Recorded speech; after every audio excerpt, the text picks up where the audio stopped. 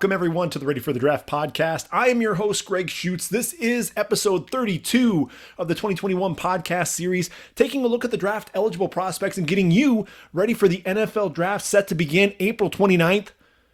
Now this recording is taking place on Sunday, April 25th, which means we have just 4 days until the draft.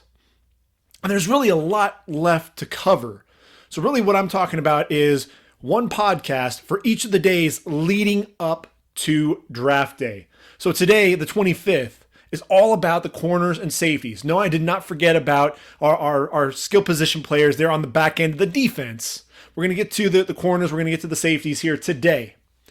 Tomorrow's podcast on Monday the 26th and Tuesday the 27th, we're going to really be taking a look at my 5-round mock draft, really from a team perspective. So we're going to go through the team needs, really what I think will be the best fits for each of those franchises. And really, we're going to start east to west. So we'll start with both the AFC and NFC East. We'll come to the South, and we'll do that on Monday. Tuesday's podcast, we'll take a look at the North and the West for both the AFC and NFC. And then finally on Wednesday, the 28th, the day before the draft, I'll take a look at my final first round mock. And from there, we'll play by the numbers one final time. Now, if you're not familiar with by the numbers, essentially what I do is I take a look at the draft history over the last 5 years. There's been kind of, see if there are any patterns, what are the averages of the different positions by round, and then see if we can calculate who the players are going to be that are going to come off in rounds 1 through 7, not even tied to any teams, so we can just play the numbers game and see if how close we can get to an actual matchup with players in each round, just based on the history, based on the numbers, and not even taking a look at the team needs or anywhere else or where the players may be going. See if we can play a little bit of that, and that'll be on Wednesday. And hopefully just that talk with all the players, that'll get you everything you need to be ready for that draft on April 29th in Cleveland, Ohio. Man, it's right around the corner. I cannot wait. This is going to be a lot of fun. Now, hopefully, by the time we get to Wednesday the 28th, my mock draft will still be set in stone and be the same that's currently out on the website. I sure hope that that's going to be the case. Because what ended up happening, we already have some additional news that's come out, and Kansas City actually traded for Orlando Brown Jr. We knew that was a potential that Brown could get traded. He had come out on Twitter and said, "Hey, I'm a left tackle." He got a taste when Ronnie Stanley went down to injury, and now he's firmly cemented himself as, look, I'm a Pro Bowler. I played the left tackle. I held up well. I'm a left tackle in this league, and the Ravens had said that they would look for a trade, allow him to look for a trade, and ultimately the Chiefs have come knocking, and the Chiefs will go ahead. They made the deal for him, 4 picks given up, including number 31 in the draft, and then the Ravens. It was also announced, and this is what's crazy about everything with when you get around the draft. There was a report by ESPN's Jamison Hensley. He reported on the 23rd, just a few hours after this deal was done, that the team was intending to sign free agent Alejandro Villanueva to take over that right tackle position. So, that's huge news. So you trade away, really Brown was expendable because you had somebody else that you could bring in and you knew that he could play that tackle position. He held up really well on the left side for the Steelers, making that transition over to the right side with Ronnie Stanley healthy on the left side, which then allows the Ravens at 27-31, they can address the receiver and that edge rusher position. I think ultimately, if you're looking at the edge rusher, if Azeez Ojulari is on the board, you run up to the podium and you put that name in as quickly as possible. I think Ojulari, the explosiveness coming off the edge, if he's not there, then you look at whoever else is available. It could be Jalen Phillips.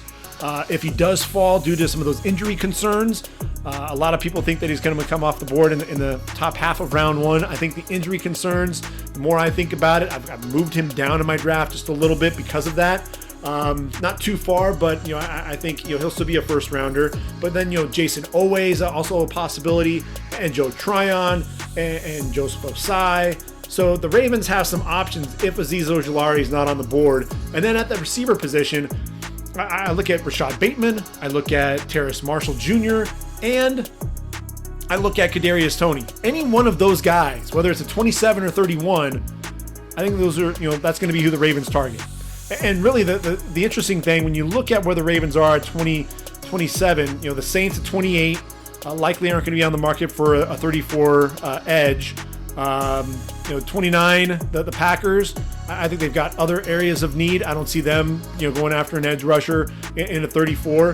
The Bills, they play a 4-3. I don't see them taking a guy like Ojulari either. So really the Ravens, those teams though, especially with the Saints and the Packers, they can end up taking a receiver.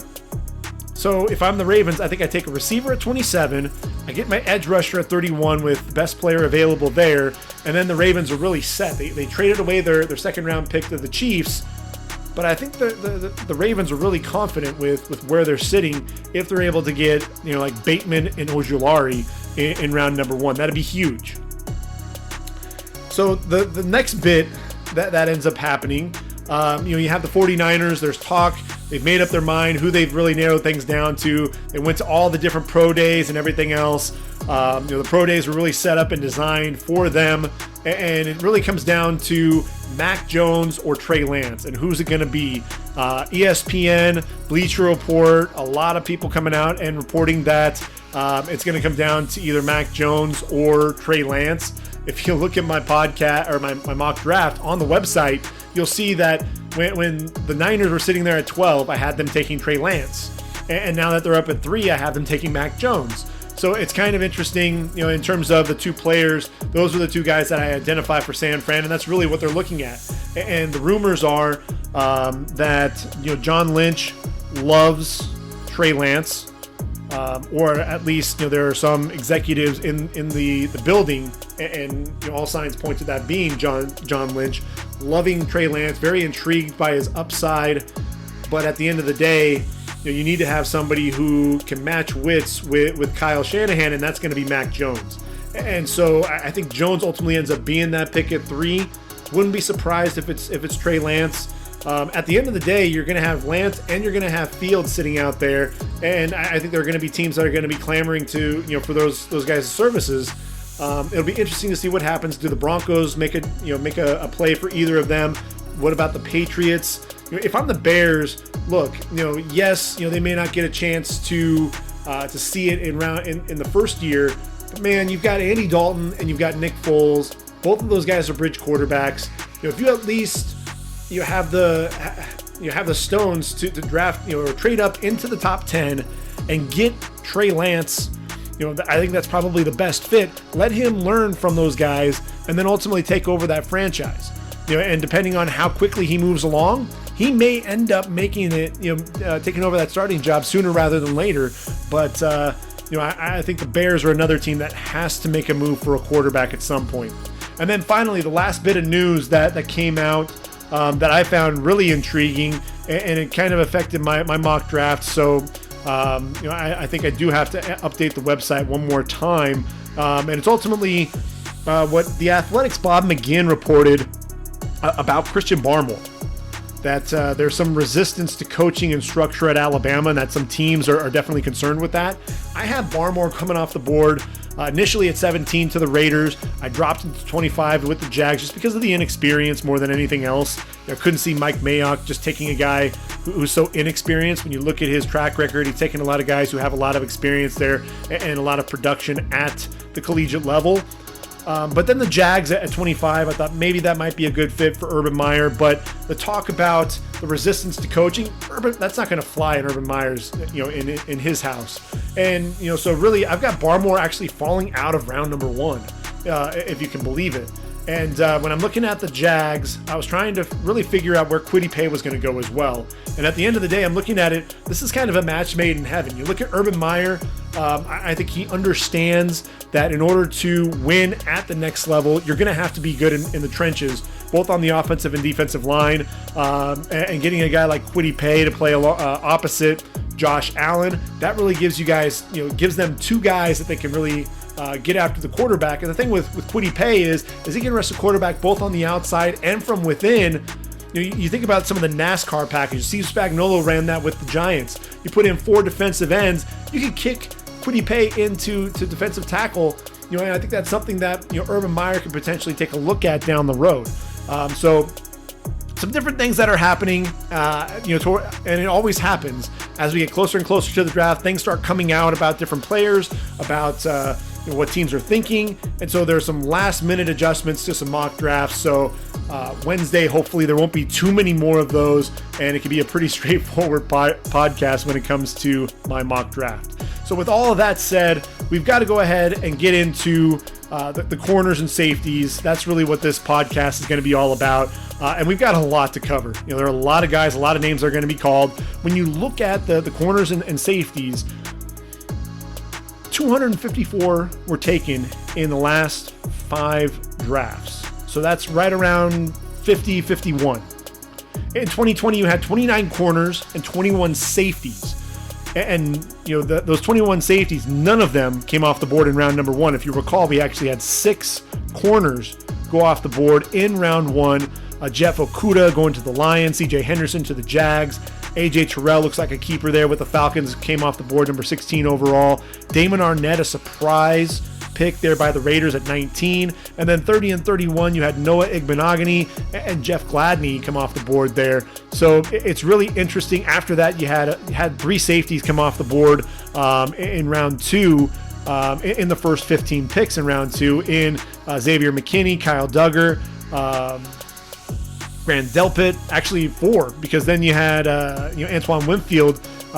He came off the board 1 pick after Grant Delpit, and wasn't he a steal there for the Bucks? So it's really interesting. You look further down in the second round, you had Jalen Johnson, who's a star there for the Bears, and Trevon Diggs playing well for the Cowboys. Jeremy Chin, who could have very well been the defensive rookie of the year in the league. He was at the end of round 2 to the Panthers, the last pick in round 2, 64th overall. Think about that. That dude is a stud. Julian Blackman played well for the Colts. He came off the board in round 3. Cameron Dantzler. When you've got T-Buck as your DB coach at Mississippi State saying that you're one of the best corners in the draft, people should start listening to that, because look, he came off the board in round 3. They were worried about his slight frame. He looks like a keeper for the Vikes.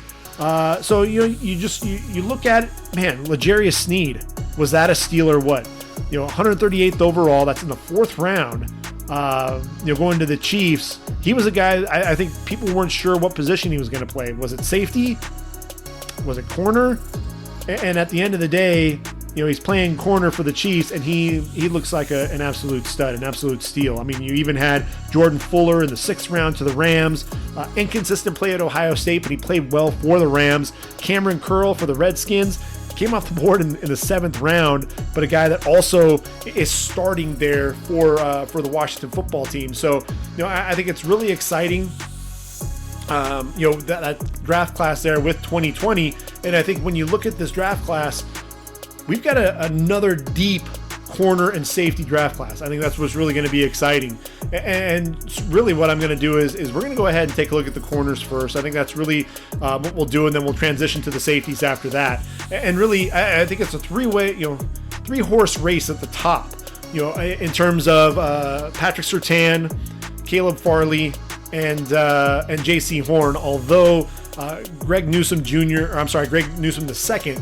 out of Northwestern is closing the gap on those other 3.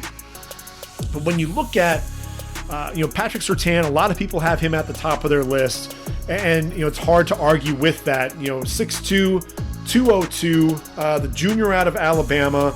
Obviously the bloodlines. When you think about you see the name, the first thing you think of is his father playing for the Dolphins.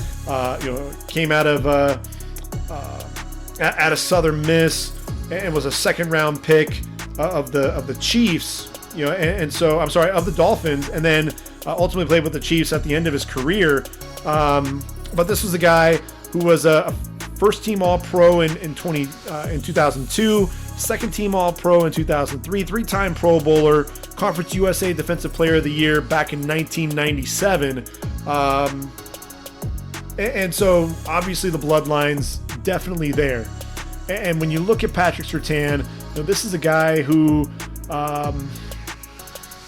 picked off at least 3 passes. Let's see. I'm sorry, that was his dad. So yeah, the 11-year vet. And during his 6-year span from 2000 to 2005, his dad picked off at least 3 passes and racked up double-digit pass breakups. So the football IQ was passed on to his son. You see the instincts are off the chart. Excellent awareness, understanding of route concepts, sits on a route, tries to bait the quarterback into making a throw, uses that size to his advantage. Look, he repped out 225 18 times at his pro day, has nice straight line speed, ran a 4.46 40. The strength is evident, because he's going to muscle guys. He's going to jam you at the line of scrimmage. He's going to reroute you. He's going to force you to the sideline. And he's a guy that's just going to stay in that receiver's hip pocket. And the length and the ball skills, you absolutely see that on display. Press man, no problem. The issue that I really have is when he's an off corner. A lot of plays made in front of him.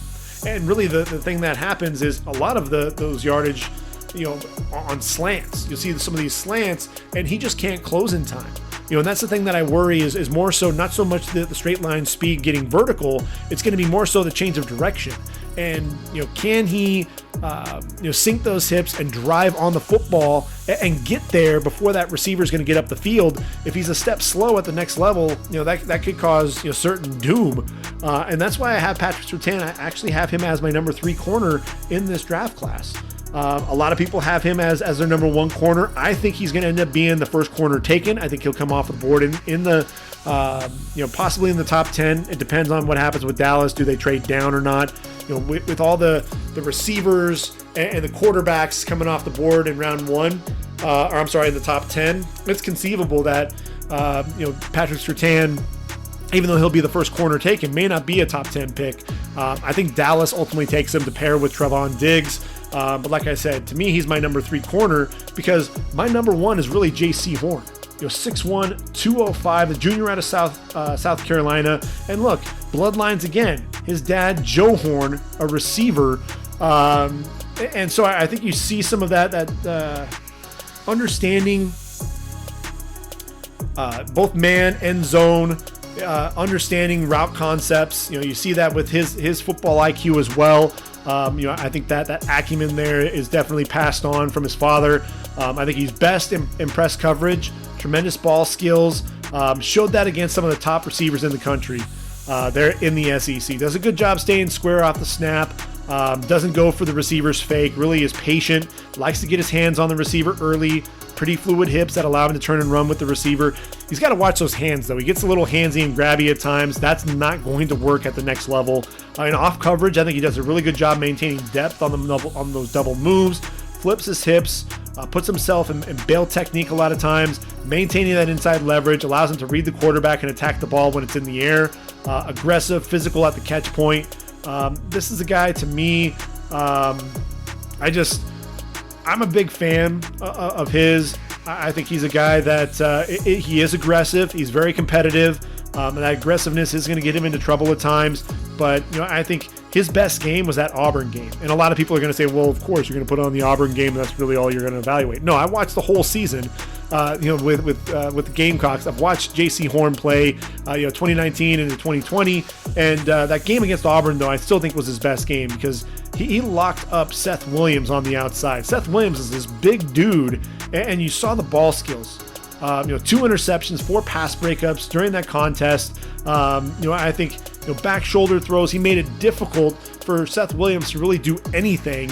And I'm looking at Jaycee Horn. I'm looking at the Eagles sitting there at 12. And what's interesting about the Eagles is they haven't taken a corner since Lito Shepherd in 2002. Haven't taken a corner in round 1. But Avonte Maddox, not an outside corner, kick him inside, get Jaycee Horn to pair with Darius Slay, and I think that'll at least fix some things on the back end of your defense. And especially if you struggle at times with that pass rush, and that's one of the things that you do see from time to time. That edge rush not always as formidable. Gone are the days of Reggie White, Clyde Simmons. Jevon Kearse and Hugh Douglas, Brandon Graham, Derek Barnett, Josh Sweat, they did combine for 19.5 sacks from a season ago, but that's not really elite. Those guys, Graham's 32 years of age, Barnett and Sweat, they're guys that have been up and down a little bit at times. So really, if you've got two lockdown corners on the outside and taking away some of those receivers, those quarterbacks not really having a place to go, you could end up getting some coverage sacks out of that. So I think Jaycee Horn makes a lot of sense to me. And that leaves my number 2 corner, and that's Caleb Farley out of Virginia Tech. Look, 6'2", 207, the junior. Why do I have him all the way down at number 16 to Arizona? At one point, I actually had him falling all the way to 30 with the Bills. And I ultimately moved him back to 16. They said that the medical's finally cleared for him with his herniated disc. Now here's the deal with Farley.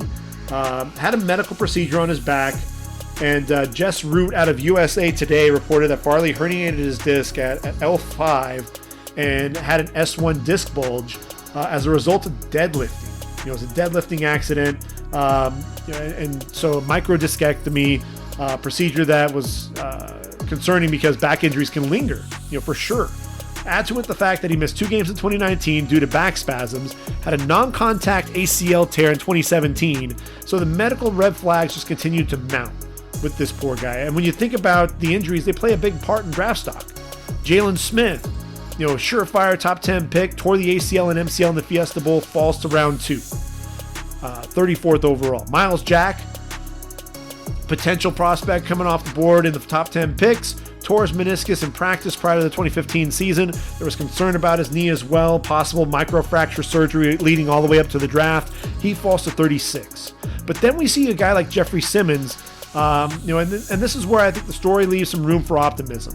Simmons expected to be selected in the top half of round 1 in 2019. ACL injury in December of 2018 would have kept him out of most, if not all, of the 2019 season. But when Tennessee was on the clock with 19th overall pick, Simmons was still the selection.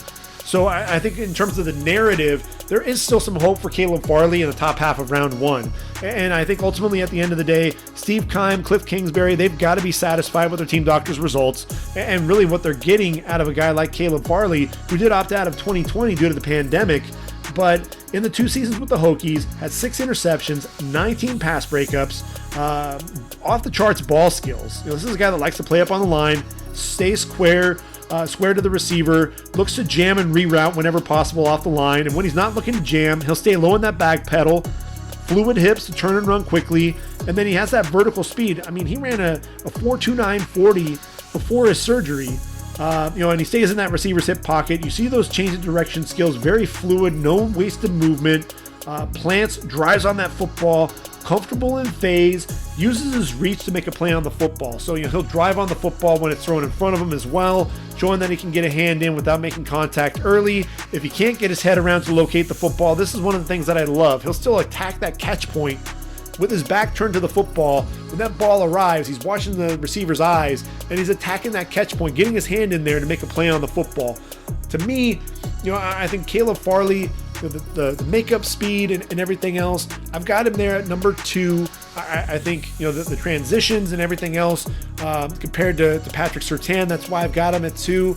I didn't put him at number 1 because I think Jaycee Horn, there aren't the medical concerns there with Jaycee Horn, but I think he and Caleb Farley, look, the biggest thing is going to be, can Caleb Farley stay on the field? If he does, then I think he has a good chance of taking over for Patrick Peterson there in Carolina.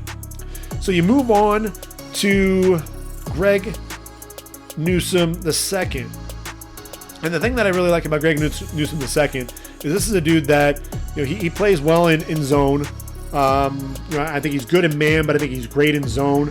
Another guy who's really good size, fluid hips, changes directions, drives on the football in a hurry. 21 passes defended in his 3 years there with the Wildcats.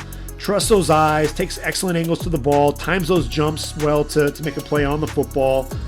Exceptional on the outside. Another guy that really likes to pin that receiver to the sideline, closes that distance. The look and lean as the ball is in the air really takes away any separation there by the receiver. So that's another thing that I really like about him. physical on the edge and run support. And then look, showed off that he's a tremendous athlete as well. 4.38 40, posted a 40-inch vertical leap. I'm looking at the Jets at 23. Look, here's the thing with the Jets. They've got Lasan Austin, Bryce Hall. Those were the starters in 2020. Decent players. Neither were exceptional in 2020. You got to get a guy who's going to be the alpha there. And then really their backups are a bunch of undrafted free agents. So I think the Jets need to get another corner early, and Greg Newsome can be that guy. The last guy that I actually have in round number 1 of my mock draft, at least to this point, is Kelvin Joseph out of Kentucky. He's 6'1", 195, a redshirt sophomore. And look, why do I have him here? I think ultimately he's continuing to move up the boards, and he ran that 4.34 40 at his pro day. I think that really solidified his status as one of those sleepers to get into round number 1. Breakout 2020 season as a redshirt sophomore, led the SEC with 4 interceptions, excellent size for the position, very fluid hips, blanket coverage on the receivers, changes direction in a hurry, tremendous ball skills arriving at the catch point as well.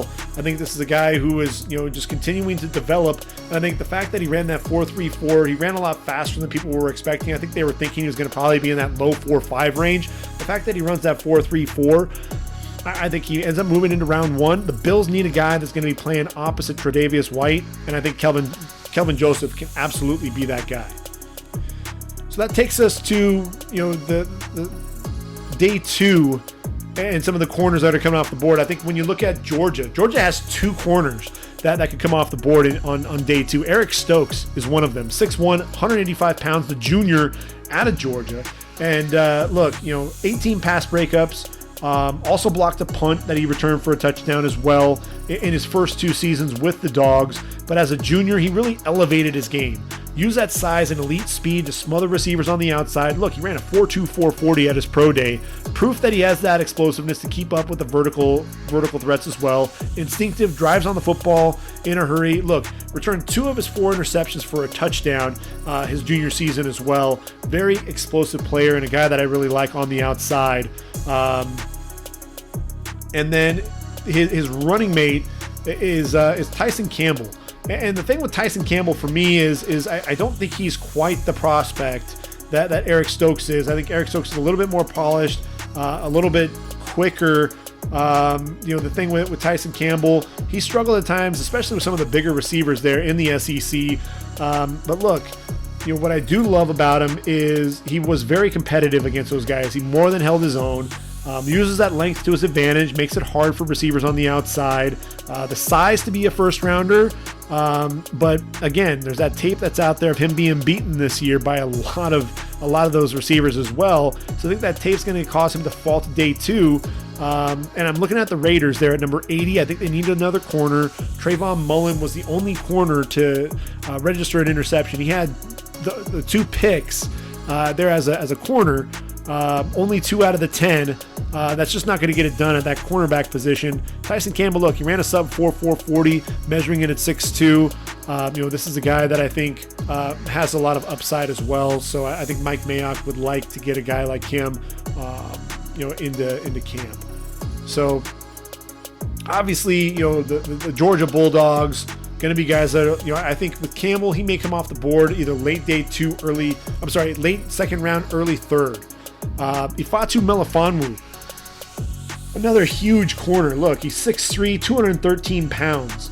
If the last name sounds familiar, his brother Obi was a second round pick in 2017, a safety. But Melifonwu, the younger Melifonwu, uses that length to his advantage, both in man and zone coverage. 23 passes defended, so the ball skills are there. Uses that length to make plays at the catch point. And despite his size, this is what's crazy. He can sink those hips and make fluid transitions without giving up much ground. There are some that feel that he's an outside shot at round number 1. And I've got Kelvin Joseph in there. If there's going to be a guy that could challenge Joseph for that other cornerback spot, it might be Melifonwu just because of that size. You worry about some of those corners that have that size being too stiff. But with Melifonwu, I think he's proven those doubters wrong. Asante Samuel, this is another corner. I mean, this cornerback class and the bloodlines, it's ridiculous. I mean, his dad was a force in the league for a long time as well. I mean, that's what's crazy. You've got Patrick Surtain, you've got Jaycee Horn, and then you've got, Asante Samuel. And that's the thing that's really cool, about this year's draft class is just seeing a lot of these guys and how they're developing. But with Asante Samuel Sr., if you recall, he really got his start with the Patriots. But I really remember him most, with the Eagles. Obviously played with the Falcons as well. Was a 4th round pick out of Central Florida. 3-time All-Pro, 4-time Pro Bowler, 2-time Super Bowl champ as well. Have to make sure that you mention that. With the Patriots, and so he's a guy to me. When I look at Asante Samuel Jr., you see the instincts, and that's the thing that you love about these guys. They pass on their knowledge. These kids are like sponges; they soak them up, and the high football IQ, you see it out there. The ball skills are evident, and he's a fluid athlete. He sticks to his man in coverage. Tremendous job locating the football. No wasted movement. Drives on the football to make a play. If he had been a little bit taller, you could potentially see Asante Samuel in round number 1. But I think he's still one of the top slot corners in this draft, but he can also play on the outside. And I think that's the thing that's critical for someone like Asante Samuel compared to someone like, say, Elijah Molden. I don't think Molden can play on the outside. I think he's limited to playing in the slot, playing inside. But Samuel, I think, can play on both the inside or the outside. A team like the Chargers, I think they need another corner. They're on round number 2. I think would make a lot of sense taking in Asante Samuel. So you continue to move through the second round. Are there any other corners that could potentially come off the board? And to me, I don't have any other corners coming off the board just yet. But that's the thing that's so deep with this class, is that you can go into round number 3, still find some guys that you're going to end up taking. And I mentioned Tyson Campbell. I think he'll ultimately end up falling to round number 3 just because of some of the depth at some of the other positions. I'm looking at Aaron Robinson out of Central Florida. He's 6'1", 190 pounds. I think what you like about him is he's got tremendous size, that length, plays both on the outside and in nickel, did both there at UCF. That versatility is going to get him on the field early. And, I think a team like Tennessee, let Desmond King go, along with Adoree Jackson and Malcolm Butler. They brought in Janoris Jenkins. They brought in Kelvin Johnson, but I think they still need a guy that could potentially play in the slot or on the outside. And I think Aaron Robinson could potentially do that. Play on the inside, and I think Kelvin Johnson's really a 1-year rental because he signed a 1-year deal. Kick him outside after that. I mentioned Elijah Molden, and the thing that I love about Elijah Molden is this guy, man, he's competitive. He's fiery. He's 5'10", 180 pounds, and I think he may be the best nickel in this draft. Took advantage of his first chance to really start in 2019. Finished with 4 interceptions, broke up another 12. Pretty twitchy, fluid in his transitions, trusts his eyes, drives on the football, no wasted movement. I like him in round 3. I'm looking at the Browns. The Browns could use a corner there in the slot or at the nickel, and I think that'd make a lot of sense. Green Bay is going to need a corner, and I love the pairing of Rodarius Williams, the corner out of Oklahoma State. Look, he's 6 foot, 195 pounds, and he's a twitched up corner, good size, instincts, blanket coverage on the outside, drives quickly on the football in front of him in zone coverage, rarely out of phase, forces those quarterbacks to make some perfect throws to complete passes down the field, and then when the ball arrives, has a knack for timing those jumps and making the play at the catch point. I don't think he got as much hype as his brother Greedy, but I think he might actually be a more complete prospect. And the thing with Rodarius, and I think the thing that's really, people have talked about him potentially being a mid-day 3 guy, but the thing that I really like about Rodarius Williams is the fact that he was, a lockdown corner in the Big 12. And the Big 12 is a team, that's a conference that throws the football left and right. But teams did not want to go towards Rodarius Williams. They were throwing anywhere around that field other than, his way. And that, I think that's the ultimate, sign of respect is in your own conference. They know, what, we're not even putting the ball anywhere near Rodarius Williams because we know that this is a guy that's going to be making a play. A guy like AJ Green, it was a corner that played opposite him. It seemed like he was getting passes thrown at him left and right. And, with Rodarius, look, made a statement there in Stillwater, 18 pass breakups in his first 2 seasons with the Cowboys. Just 9 in the last 2 seasons, but it's really because teams did not want to throw his way. They stayed away from him.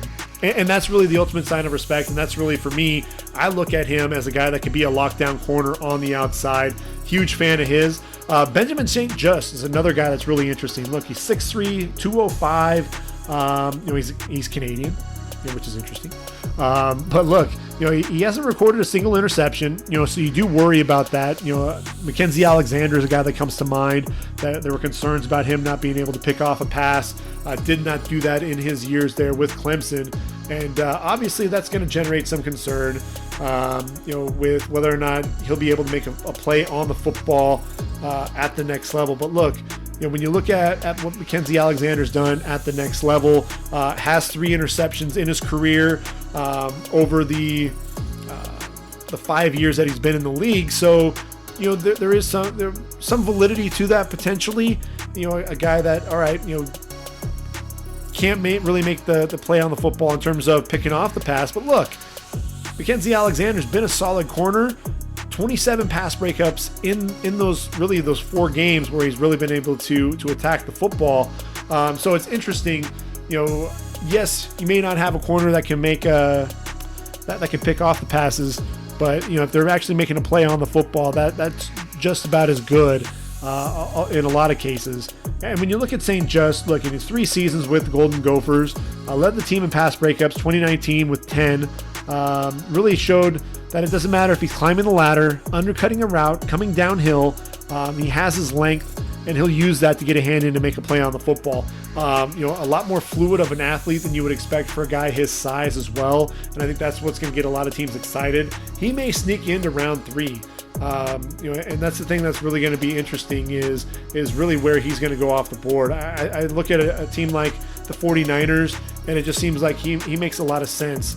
Look, he ran a 4.51 with that size. I think that's really something that tells you that he can be a guy on the outside. And, I mentioned the Patriots.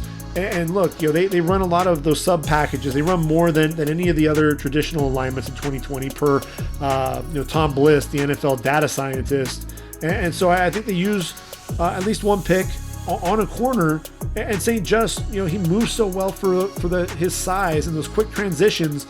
I think that'd be a nice pickup there at the end of day 2. Paulson Adebo out of Stanford. Now here's a polarizing prospect. Holy cow. Former 4-star wide receiver recruit, tremendous understanding of routes, offers elite ball skills, led to 8 interceptions and 27 pass breakups in just 2 seasons with the Cardinal. Really burst onto the national scene as a freshman. Got picked on in 2019, got exposed a little bit. Flashiness on the edge made him susceptible to double moves. Struggled with some of the nuances of the position as well. Sat out 2020 due to COVID. He'll need to prove that he's more disciplined. I think that's really the biggest thing for Adebo is can he be disciplined? He's a guy that can be coached up, though, I believe.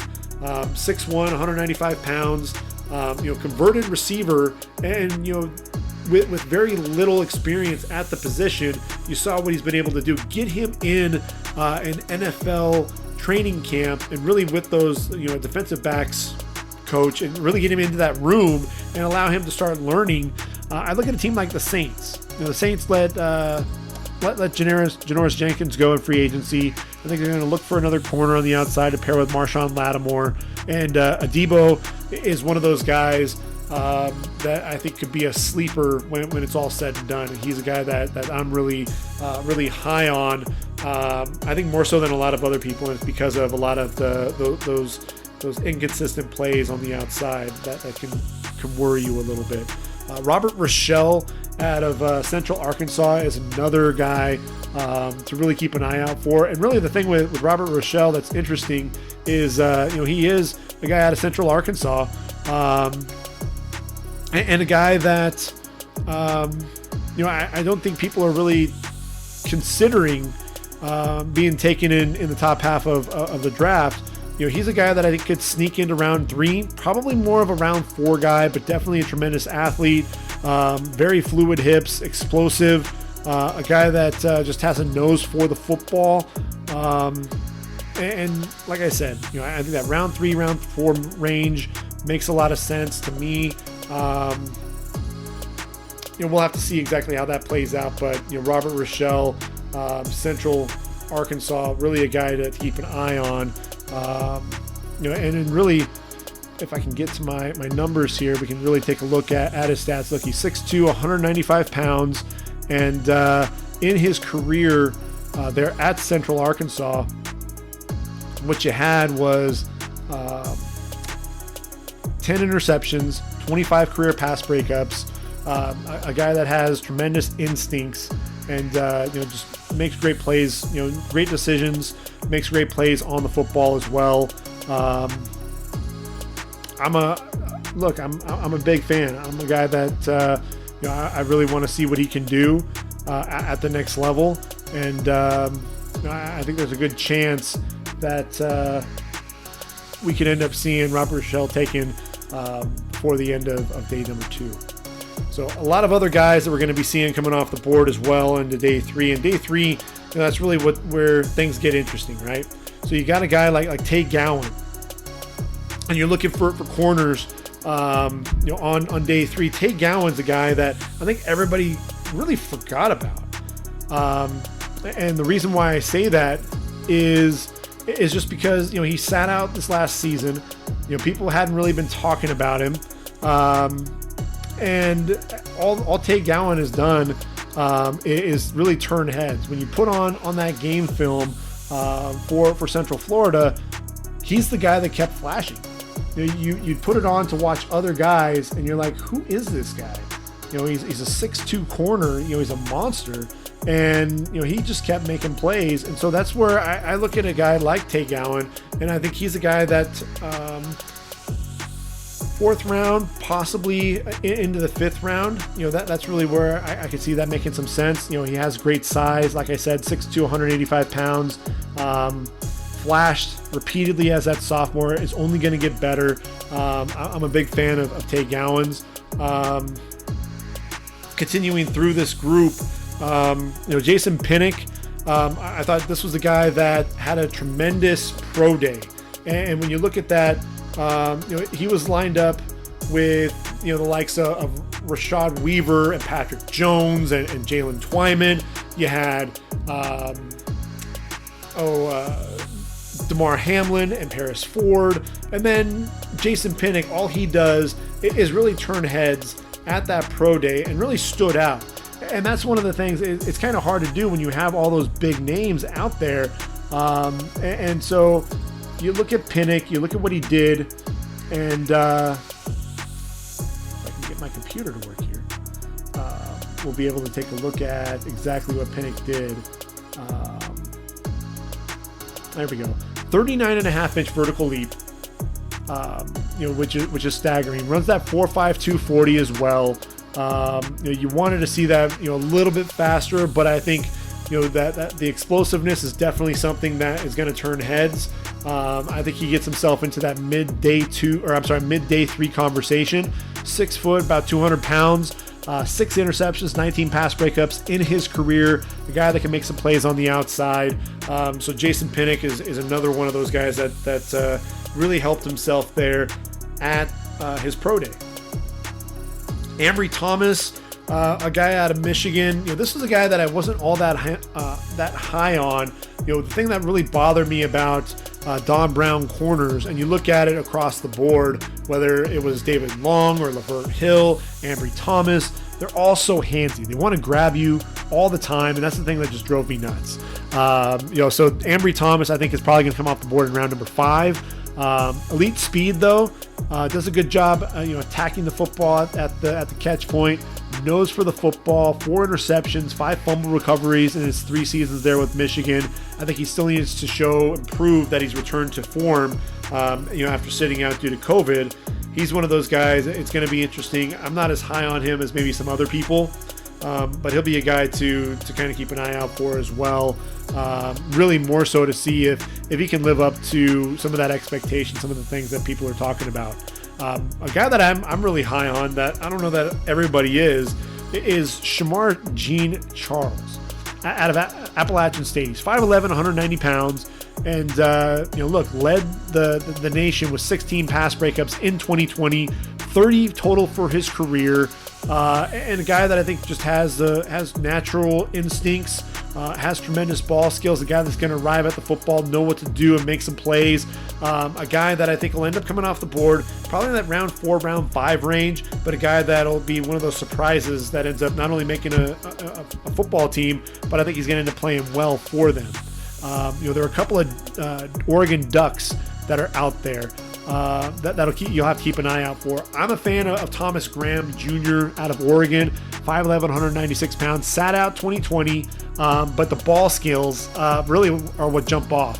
8 interceptions, 32 pass breakups. This is a guy that can be susceptible to double moves, and that's the part that you worry about because of that aggressiveness. But if he can harness the aggressiveness a little bit and really allow him to make some of those plays on the football, then I think you may have something there on day 3.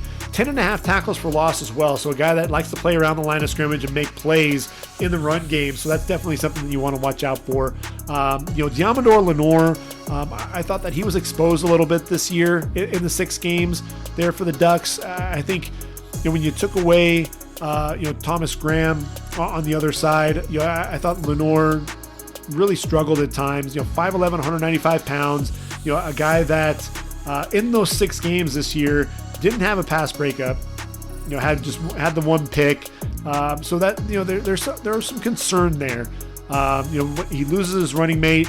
Had 21 pass breakups and 5 interceptions coming into this season. So really, I think there were a lot of expectations put on number 0, and I didn't see him step his game up. So he's going to be somebody that I'm worried about in terms of his draft stock at the next level. It's going to be interesting to see, in terms of his play, where that ultimately lands. Shakur Brown. This was a surprise. I was surprised that he came out, Michigan State, 5'11", 190 pounds, had the 5 interceptions, led the Big Ten, and I think after he does that, I think everybody looked at that and said, all right, well, what's this kid all about? What are we going to be seeing out of him? And the part that was just, he's one of those guys. He's not big enough to be a guy on the outside, in my opinion. I think he's going to be someone who's ultimately going to end up kicking inside. The issue really is, kind of what he did at his pro day. I thought that was really where you were expecting, if he was going to make a move, what's he going to be doing at that pro day? Runs that 4.61 and then follows it up with a 4.65. That's really concerning for me for a corner.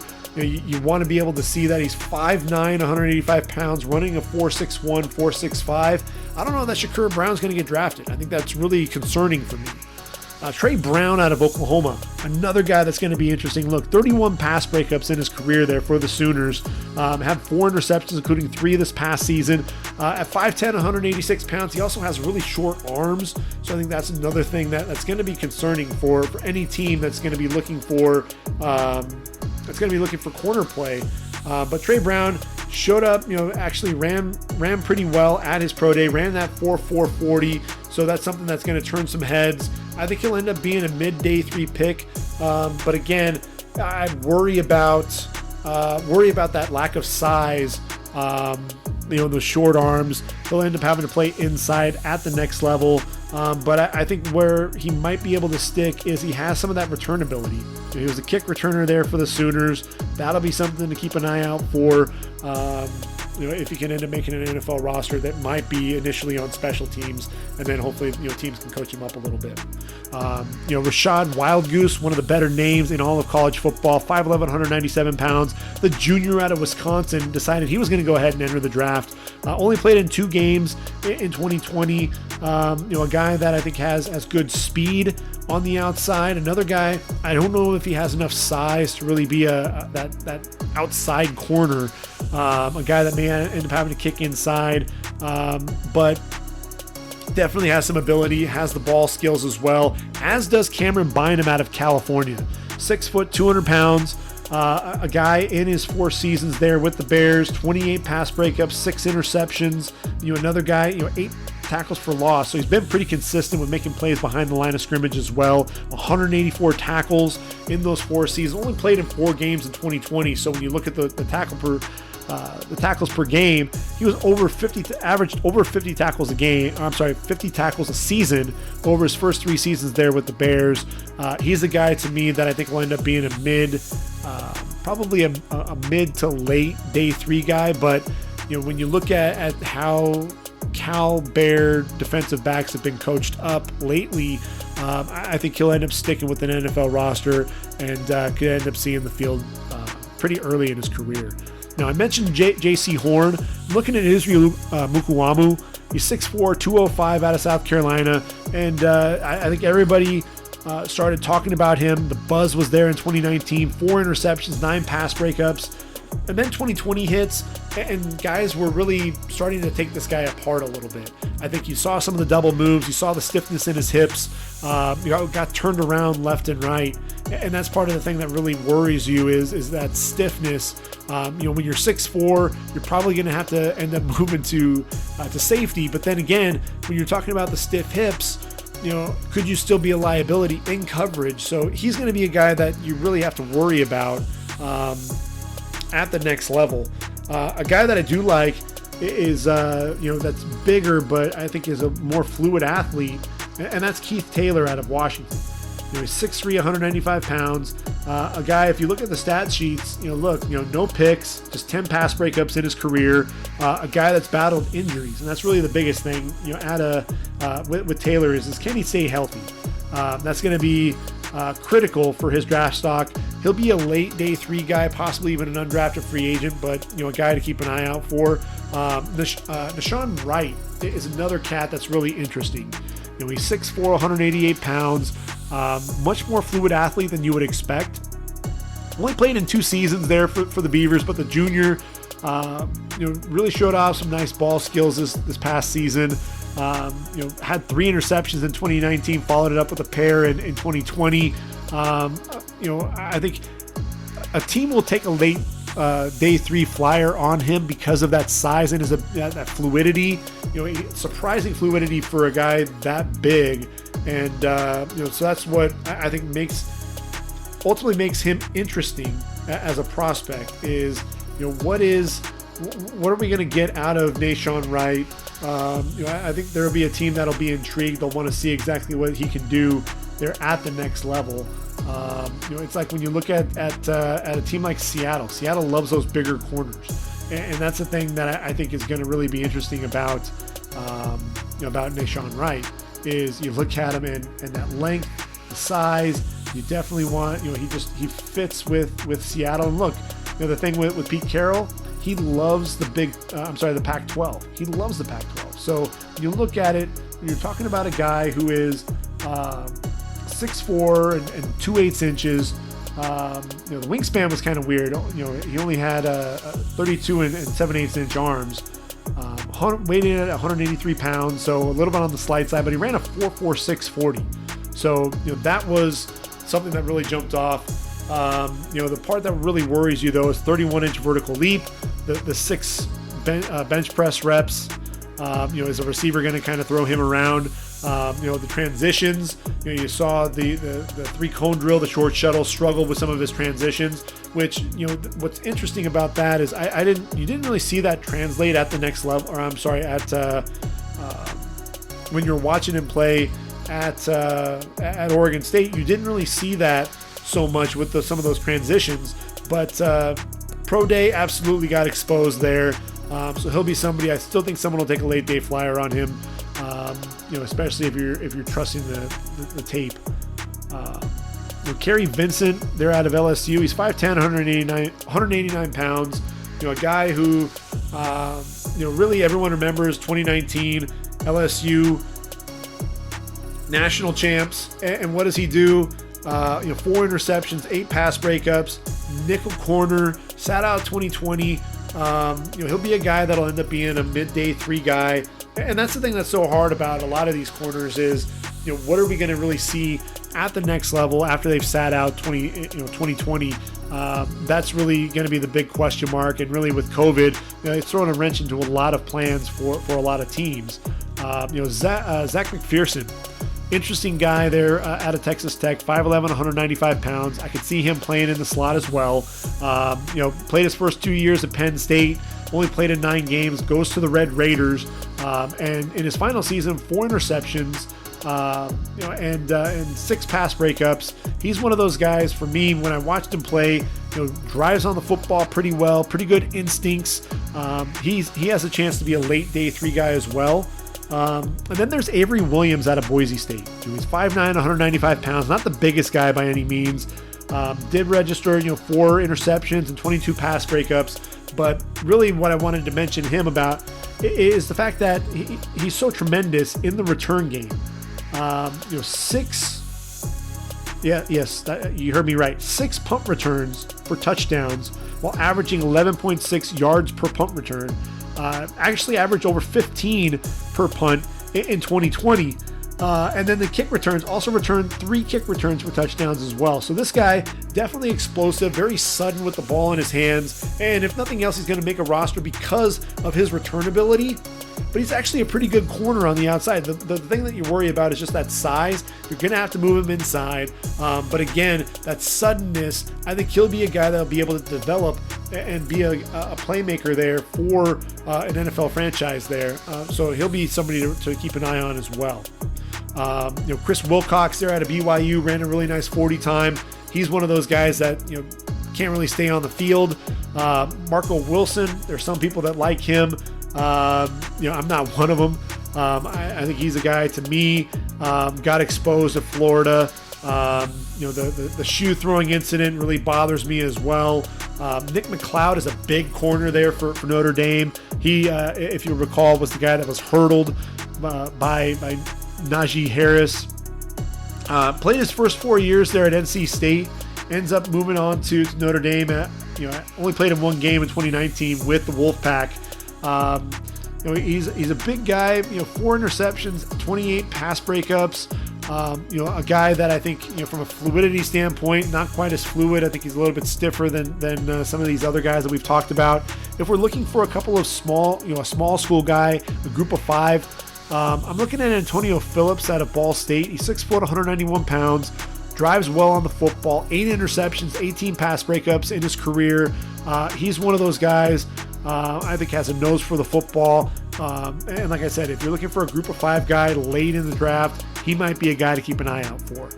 So those are my corners, some of the guys to really keep an eye on there, which then leads us into the safety position. And look, the safeties, we're not going to see many safeties come off the board in round number 1.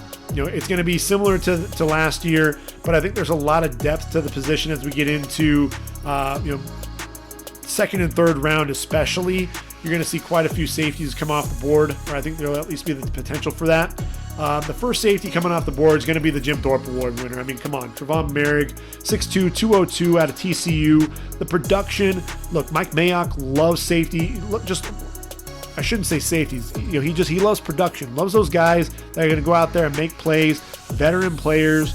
Those are the guys that he wants to draft in round number 1. And I'm looking at Moehrig. I think that's a guy that he's definitely going to target to play opposite Jonathan Abram. I know that they brought in Carl Joseph for a second stint with the franchise, but they need a playmaker on that back end. You get Moehrig back there. He's versatile. Can play over the top against the pass, plays in the box against the run.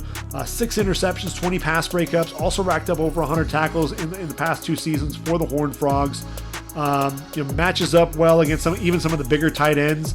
if you watch this game against OU, went up against a big 6'5", 6'6" tight end in Austin Stogner and was really physical with him.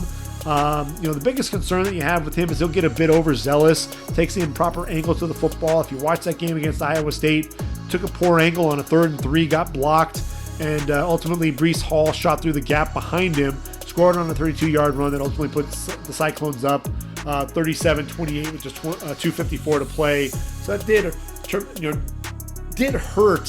When I was watching him, you worry a little bit about some of those angles at times, but you can't argue with the production, the instincts, the range.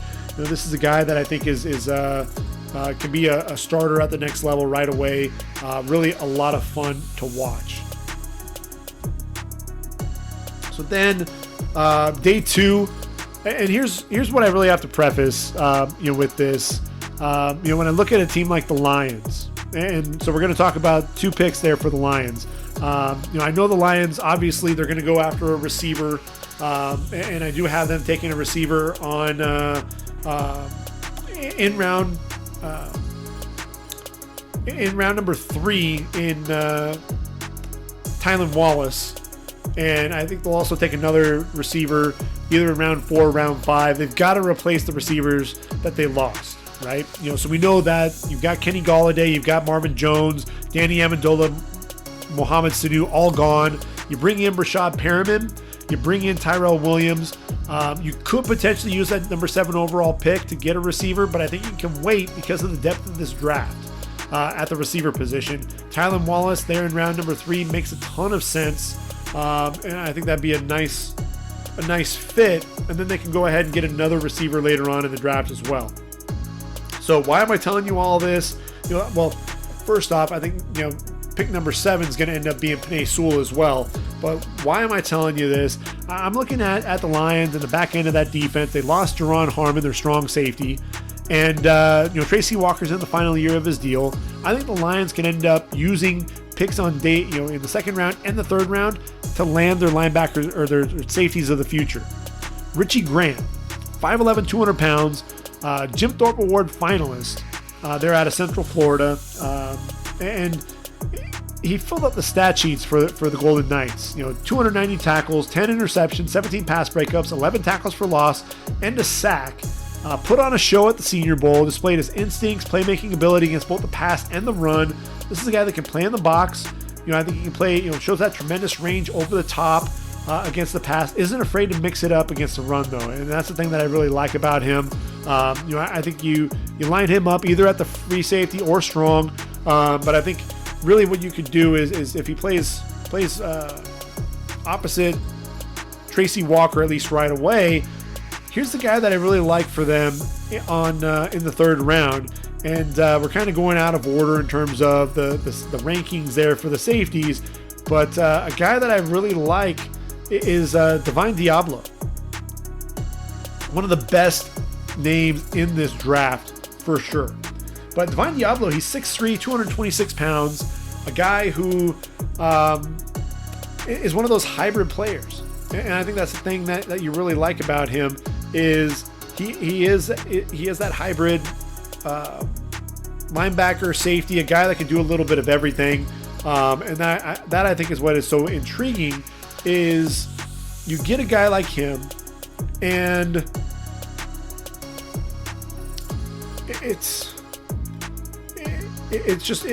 what I think is going to be interesting for him is, and really with the Lions, and what I really like about it is he can end up, they need a weak side linebacker, and he has the ability to play both safety and linebacker. So he could actually come in and be that weak side linebacker right out of the gate, right? And so that's the thing that I really like. And then should they not sign Tracy Walker, he and Richie Grant can end up playing on the back end of that defense. So you've got your playmaker there in Richie Grant. You've got the big physical guy with Divine Deablo, and I think it makes a ton of sense. This is a guy that's going to, he sheds blocks very well, especially against those tight ends. Fills those gaps, shooting into running lanes, gets behind the line of scrimmage in a hurry. He uses that big body to really go after those tight ends, and that's the thing that you really like about him. I think he's a physical player, a guy that's going to wrap up really well. Maybe not the best in man-to-man, but a guy that I think is going to be tremendously productive at the next level. And the thing that you like are those hybrid type players. That's really where the game is going, and that's really when you look at a lot of the linebackers, they're converted safeties. And Deablo, with his size, he could absolutely make that transition. When you look at him, I mean, he fills up the stat sheet for Virginia Tech. With over 200 tackles, 6 interceptions, 11 pass breakups, 12.5 tackles for loss, 3 forced fumbles as well. So, this is a guy that has a nose for the football, excellent wrap-up tackler, doesn't make a lot of mistakes. And so that's really something that I think would fit well for the Lions when things are all said and done. Why am I talking about the Lions? I think that's one of the things for me as I look at some of these guys. Where are they going to fit? What makes the most sense? And who can we pair together? I think, the Lions, look, the back end of that defense, I think you've got it pretty much set. You've got Jeff Okudah on one side there at the cornerback position as well. So it makes it makes it really interesting. Andre Cisco out of Syracuse, another guy, look, had that freaking accident, tearing his ACL, ran into a teammate in a pregame workout. Pregame warm-ups, right there at the pregame, and ultimately gets injured and is out for the season. But he's 6 foot, 203. This is a guy, look, he burst onto the scene as a true freshman with 7 interceptions, 13 picks in his career, 14 pass breakups. He's fearless. He's a risk taker, which is also why he was so successful on the back end of a defense. Always thinks he can make a play on the football. Has that speed to get to the ball in a hurry, tremendous ball skills to make the play when needed. But that gambling mentality, it does get him into trouble. Susceptible to being out of position. He has given up 8 touchdowns in his career, according to Pro Football Focus. He's not only that high risk, high reward player on the deep end, he can be that physical player coming downhill in the box as well.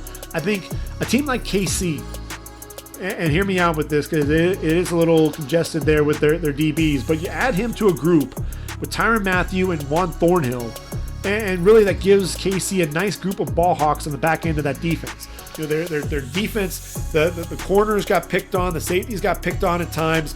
Cisco, Mathieu, Thornhill, that really helps solidify things for the Chiefs, in my opinion. I think that would make a lot of sense. After that, a guy that's really polarizing, I think what's interesting is Jevon Holland. Either you love him or you hate him. He's 6'1", 196, and a guy that has the versatility to play both safety positions, also able to play corner as well, really in the slot, taking on those receivers and coverage. And yeah, that position versatility, a team like the Vikings would love to get him and bring him in there, especially with Xavier Woods and Harrison Smith, both free agents at the end of the season. But the ball skills, the instincts, you absolutely see that. 9 interceptions in those 2 seasons with the Ducks.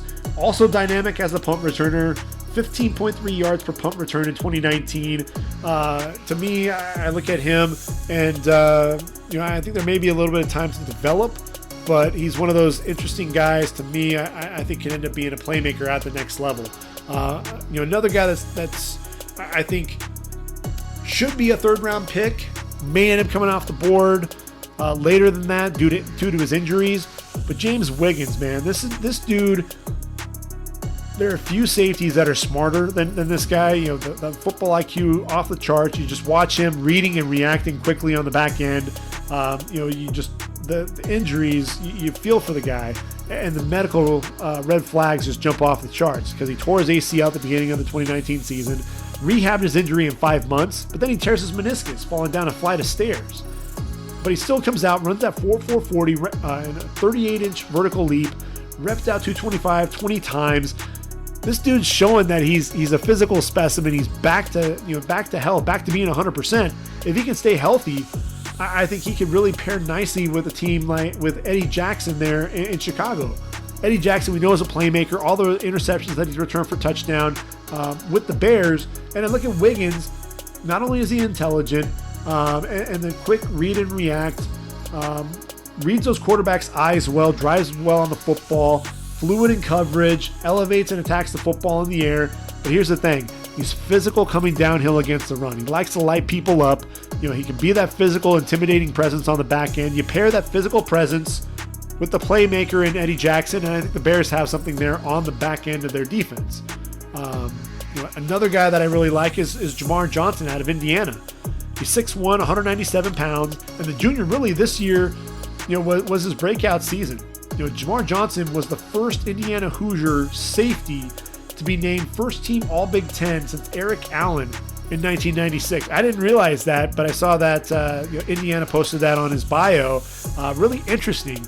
Excellent instincts, reads those quarterbacks' eyes, times his breaks on the football, defends the pass in the air. Wound up picking off 4 passes. 2 of those were against Justin Fields. Broke up another 4 passes as well. He's not afraid to play around the line of scrimmage against the run. He's also a blitzer. He's rarely out of position. Very quick with his transitions. Closes in a hurry and off coverage as well and in zone. I'm a big fan of Jamar Johnson. The Ravens could use him. I think the Rams could potentially use him as well. I think he'll end up being a 3rd-round pick. There's some people that feel that people are too high on him. I really don't think so. I think he's one of those guys that the best is yet to come, I think, for Jamar Johnson. Missouri has a pair of safeties. The one that I really like is Tyree Gillespie. He's 6'1", 210 pounds, and what you love about him is he's a playmaker.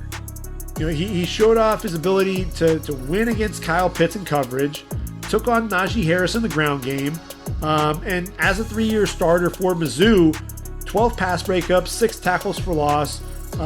So obviously a guy that can make plays against both the pass and the run.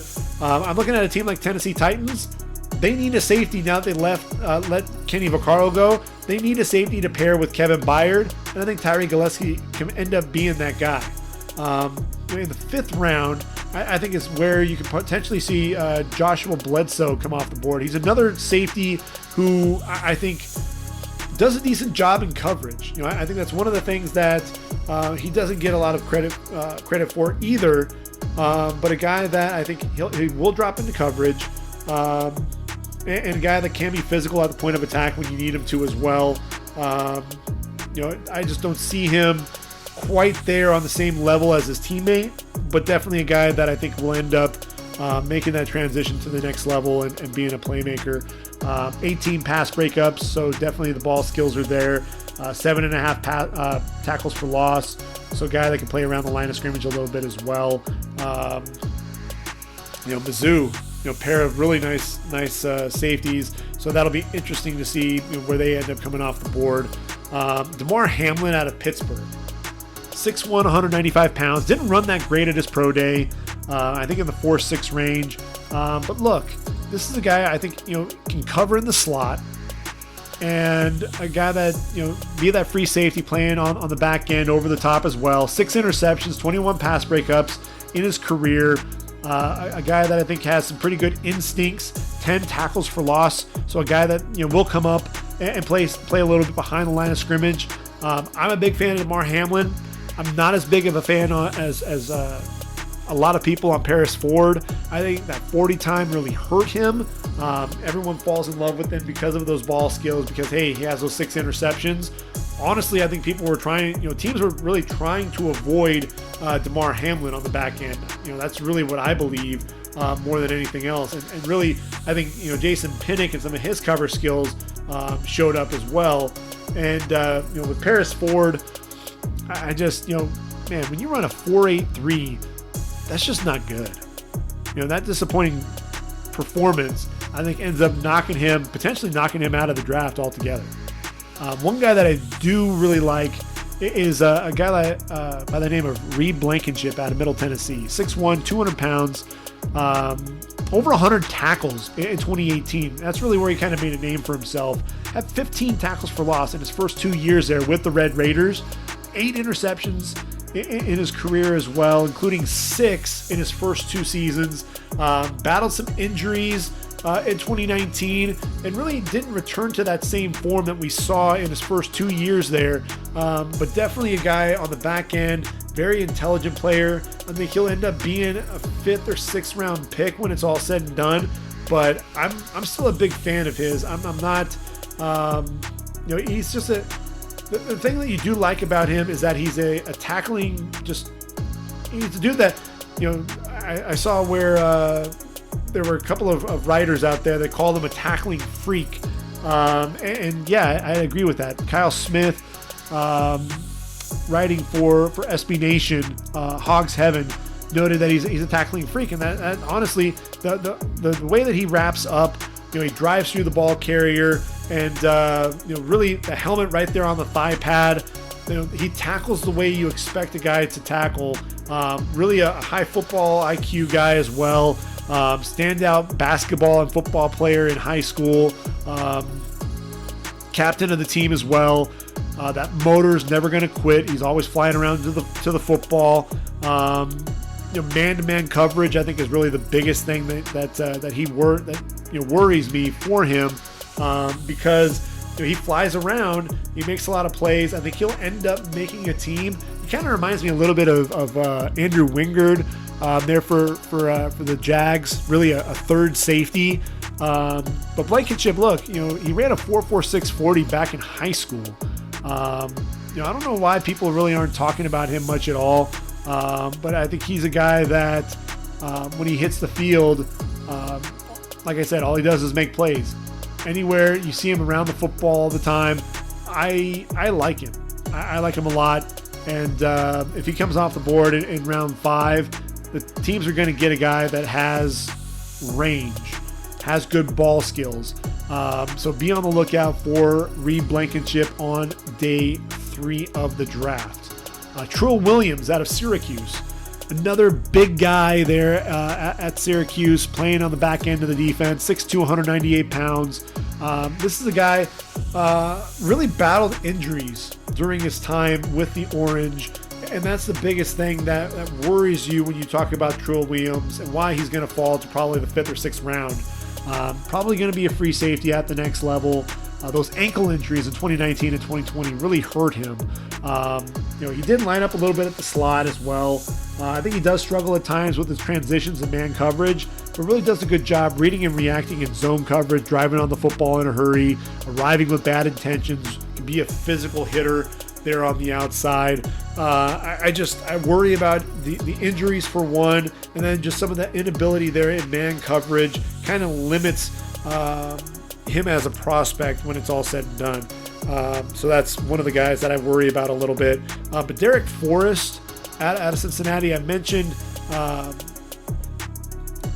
James Wiggins, but Derek Forrest is a guy that we really should be talking about more.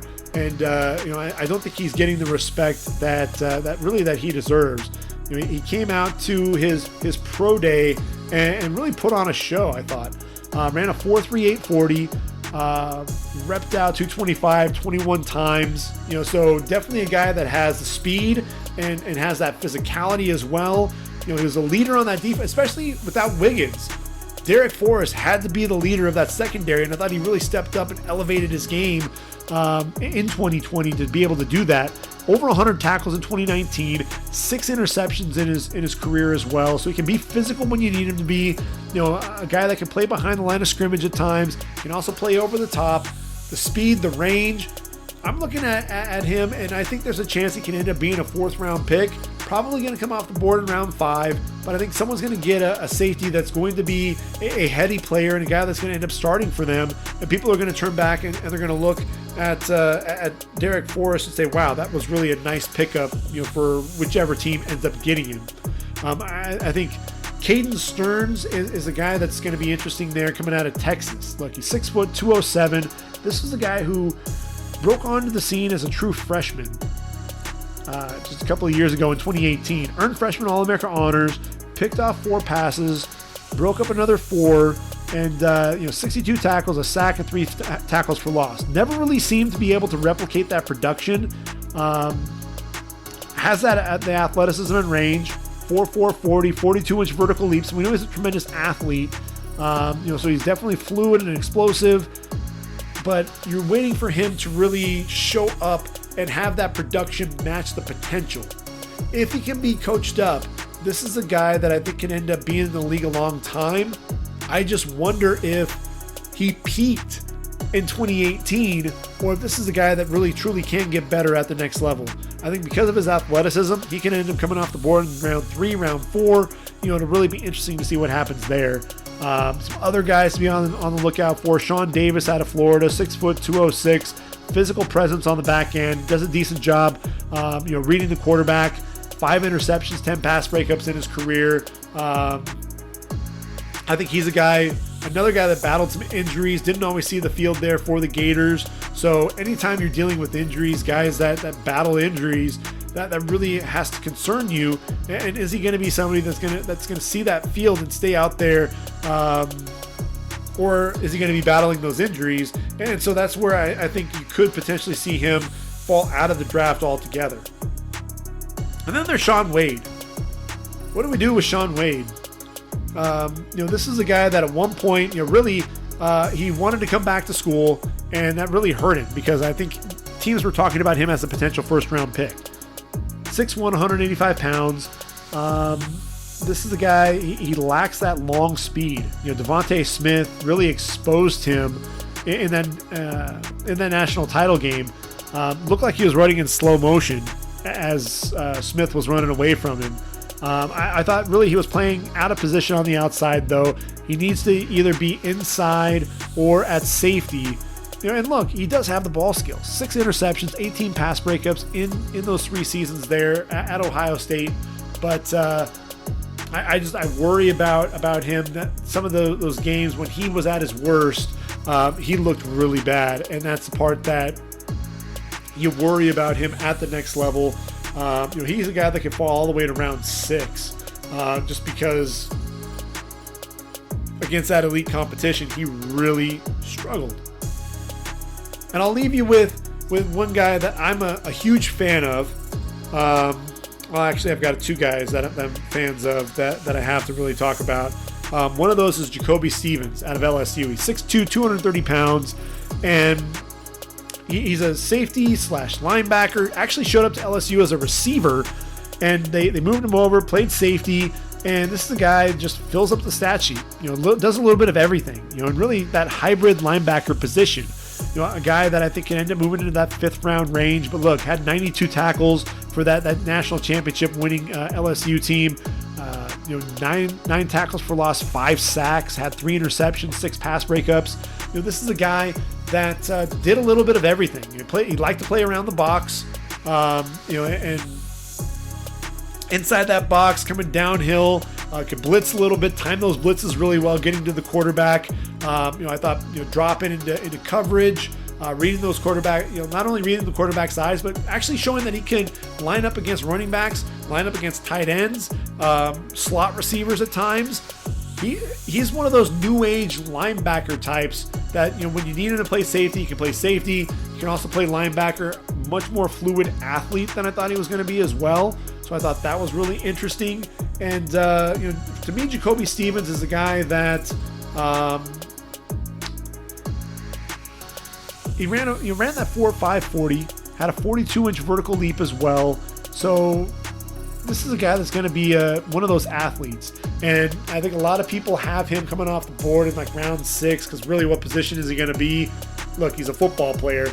And, if a team will find a position and a place for him to play, and all he's done is been able to produce there at LSU. So I'm a huge fan of his. And if he does come off the board in round number 5 or round 6, if he comes off the board any later, he's going to come in with a huge chip on his shoulder, and he should, because I think he's a much better player than people are giving him credit for right now.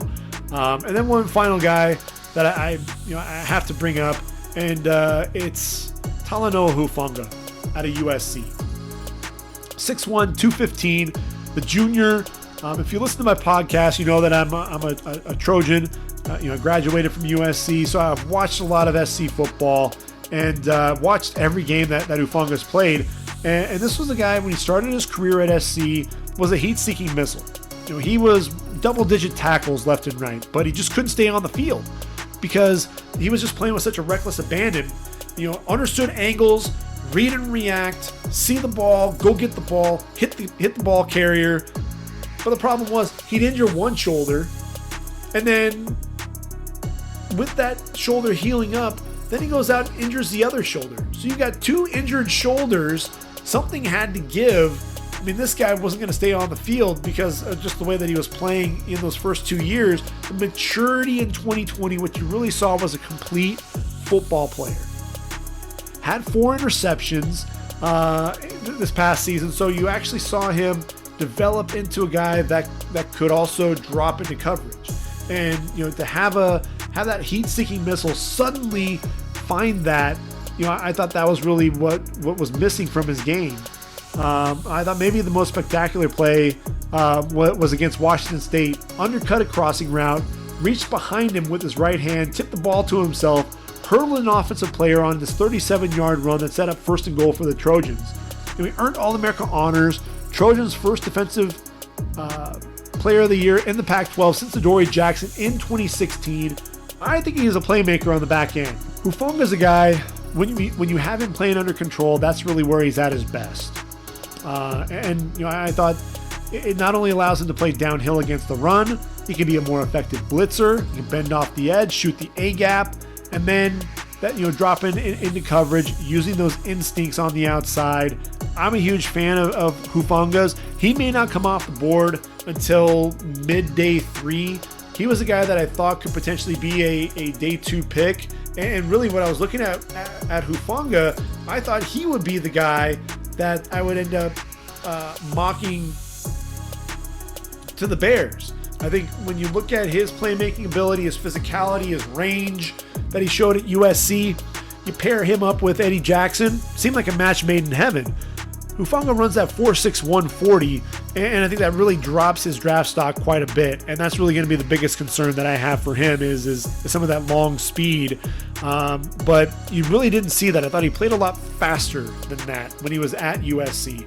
And so that's going to be the big question mark is just how quick is he going to be there at the next level. I think 5th, maybe 6th round, in terms of where he's going to come off the board. But I think whoever gets him is going to be one of those guys. He's going to be a big player. I think he's going to be a guy that's going to play very well. But that's just me.